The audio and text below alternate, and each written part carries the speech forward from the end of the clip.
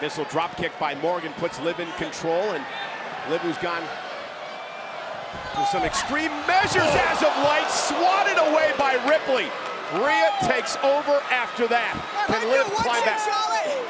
Because no 16 shows are gonna help you at WrestleMania. They might help with your height, but I am Rhea Bloody Ripley, and you can't run from me. You can feel it, Wade. We're closing in on WrestleMania. There is a different feel in the air tonight. This is Rhea Ripley finding top gear. She's at her most combative, her most militant best. And unfortunately for Liv Morgan, it appears she's on a fool's errand tonight.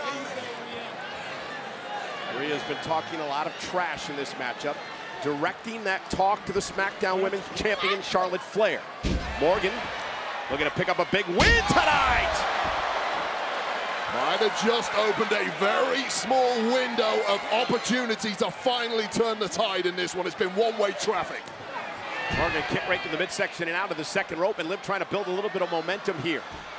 That'll send Rhea Ripley into the ropes. You know, Rhea again.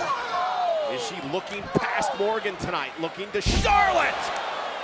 Liv Morgan knows Rhea Ripley as well as anyone, former tag partners. Oh! Liv just taking Rhea out, and Rhea now down to a knee. Tells you a lot about the durability of Rhea Ripley, however. And Liv, oh! Knees to the face, isn't enough to put Rhea away. Hook of the leg and a kick out by Ripley at 2. Went for the Oblivion. Rhea Ripley was able to counter. Went for Riptide. Morgan caught her with a step-up enziguri to the ear. Ripley really struggling at this point. Running knee, Rhea's down, and Morgan's got a chance. Liv climbing up to the top rope. Does she have enough to put Rhea Ripley away? Oh, planted. Great counter by Rhea.